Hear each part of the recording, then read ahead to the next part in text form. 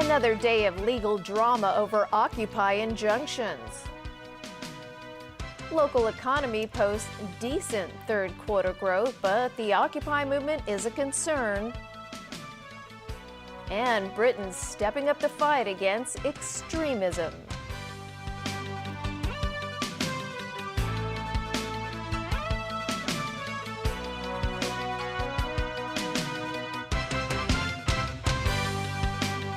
Good evening. Day 48 of the Occupy protests saw injunction orders against protesters in Mongkok being argued in courts.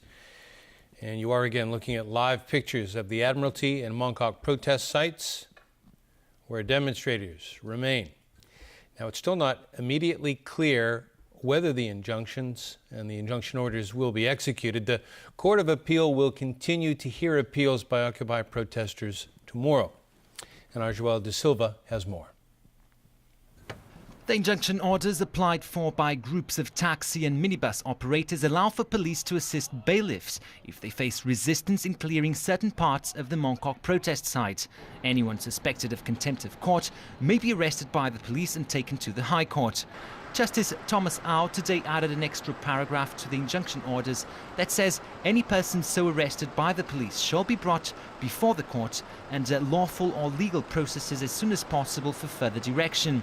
One of the orders covered an area of Nathan Road between Argyle and Dundas Streets. The other allows for the clearance of barricades along Argyle Street between Tung Choi and Portland Streets. Protesters filed appeals against the injunctions at the Court of Appeal today. Gladys Lee, representing a Mongkok protester, argued that it is a special feature of this case that obstructions are not mere physical objects, but people exercising their right to protest. The Court of Appeal noted, however, that because the injunctions don't cover the entire occupied area, they don't infringe on the protesters' right of assembly. The court did not make a ruling today, and hearing will resume tomorrow. The court did request a change in wording in the taxi group's injunction order. João Da Silva, TVB News. The Independent Police Complaints Council may set up a committee to handle some 13,000 grievances relating to the way the IPCC handled Occupy-related complaints. Diane Toe has that story. IPCC members who are tasked with overseeing investigations into complaints made against police held a special meeting this morning. Chairman Larry Kwok said the Complaints Against Police Office has received more than 1,400 complaints against police handling of the Occupy protests. Of these, 39 cases have been found to be reportable to the IPCC. The IPCC itself has received some 13,000 complaints questioning council members' fairness in handling Occupy-related issues. The members of the membership of the IPCC comes from various backgrounds. They have different professional backgrounds from different spectrum of our community. As far as I understand and my experience in the past few months, all the members, when they examine, review those complaint cases, they have all done it independently and fairly. But calling it a complicated topic, Kwok said the council is now in talks to set up a committee to follow up on these complaints and may invite outsiders such as a former IPCC chairman and vice chairman to join. Council members are now being asked to declare conflicts of interest to maintain the council's image of being independent and fair. But Kwok stressed that it has nothing to do with members' political stances. A council member revealed that the need for members to skip meetings about Occupy-related complaints if they had publicly stated their stance towards the movement was also discussed in the meeting. As for the case involving Civic Party member Ken Zhang's suspected assault by police officers, Kwok said if the police open a criminal investigation into the case, the IPCC will no longer follow up on it. Diane Toe, TVB News. Under the influence of the Occupy movement, Hong Kong's economic growth forecast for 2014 is expected to reach the lower end of projections. Third quarter GDP growth, meanwhile, hit 2.7%. Stephanie Choi reports. With improvements in service exports and private consumption, the local economy grew by 2.7% in the third quarter of 2014 compared with the same period last year. That's compared with a 1.8% growth in the second quarter. But with fears that the Occupy movement is affecting local economic activity, the government warns of unusually large uncertainties ahead. The main impact is the disruptions to retail, catering and transportation segments in the affected districts, and the likely slowdown in local consumption market in the near term. In the light of the considerable uncertainties from the Occupy movements, and of course there is also one other factor which we have taken into account is the bleaker export outlook, given the renewed setback in the advanced markets. So we are likely to see a notable deceleration in economic growth in the fourth quarter, from that in the third quarter.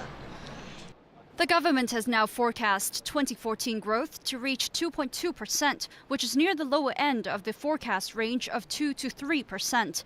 And officials expressed concern that if the Occupy movement drags on, the stable labor market seen in the third quarter, as well as future economic sentiment and domestic demand, may be badly affected. And property prices remain high.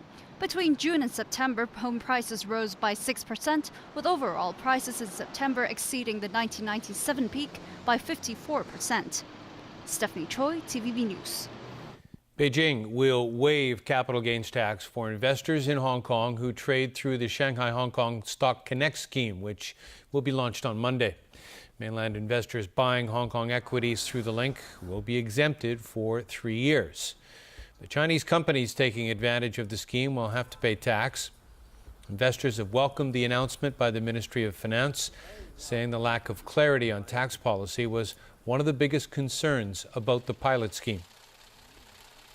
Turning overseas, British nationals who became foreign fighters abroad could be prevented from returning home under tough new laws to deal with jihadists.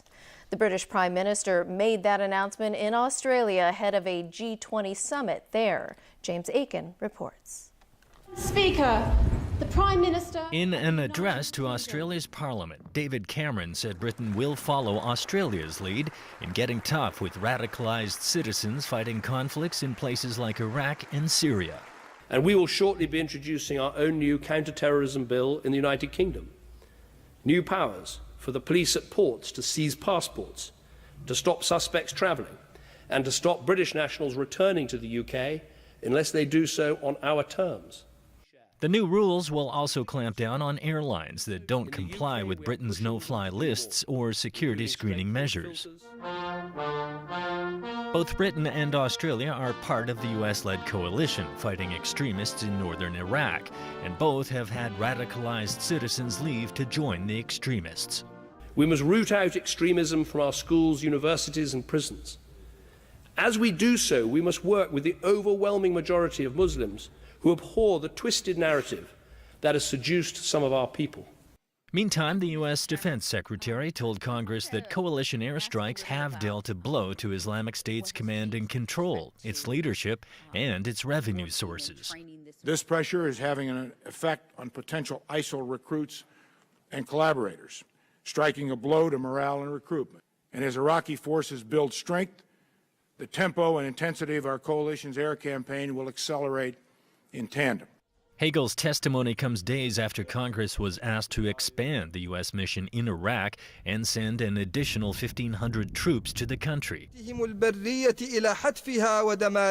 And the leader of Islamic State has released an online audio recording declaring his group will fight to the last man. The recording surfaced days after Abu Bakr al-Baghdadi was reported wounded in an airstrike. Al-Baghdadi says the coalition's air campaign has failed and that coalition ground troops would eventually have to be sent into battle. James Aiken, TVB News. World leaders are arriving in Brisbane, Australia for this weekend's G20 summit. As Alan Booknia reports, they'll be focusing on boosting global growth, fireproofing the international banking system, and closing tax loopholes for giant multinational corporations. Japanese Prime Minister Shinzo Abe, South Korean President Park Geun-hye, and Indian Prime Minister Narendra Modi were among the early arrivals for this weekend's summit. They'll be tackling the issue of removing trade barriers thrown up since the global economic crisis to facilitate the resumption of strong global growth. Security will be tight, with 6,000 police officers and almost 2,000 troops deployed in the city. In September, Australia raised its terror threat level to high for the first time, but officials say they have no specific threats relating to the G20.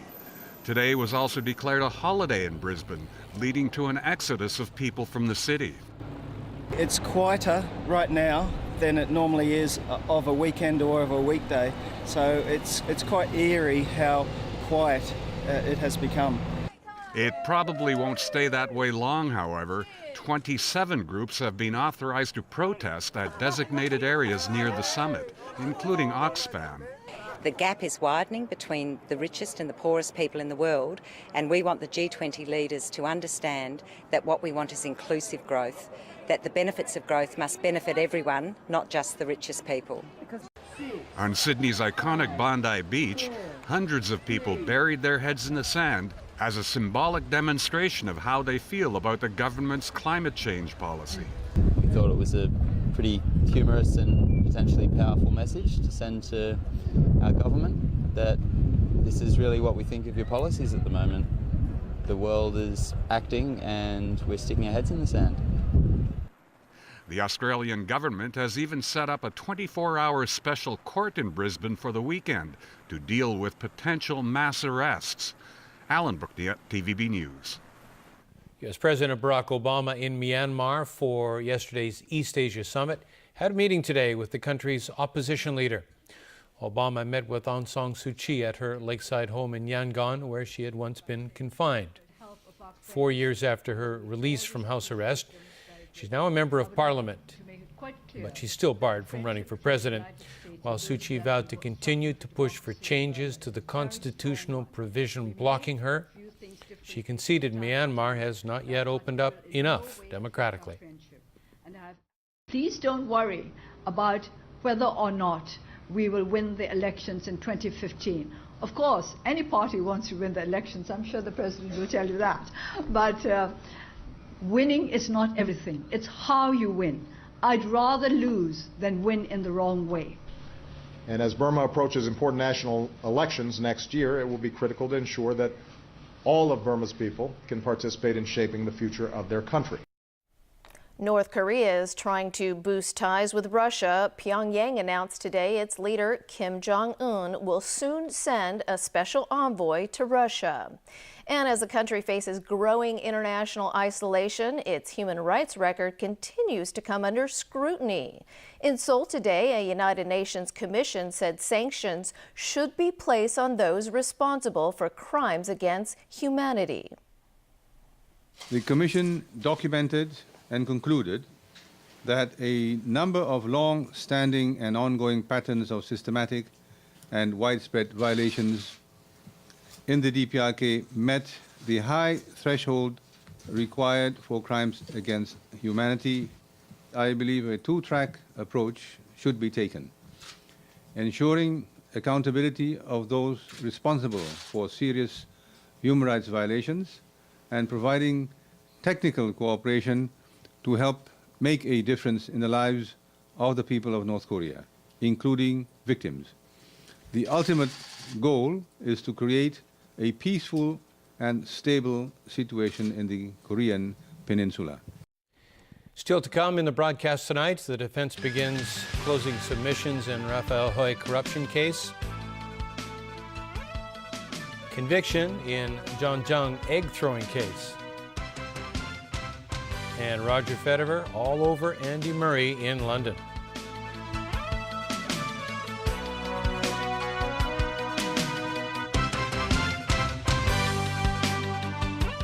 A group of Americans fighting the deadly Ebola virus at a treatment center in Liberia. We want to talk to some of the patients, but you have to keep your distance. Also on the next 60 Minutes, comedian Steve Carroll taking on a deadly serious role at the height of his Hollywood success. Saturday night.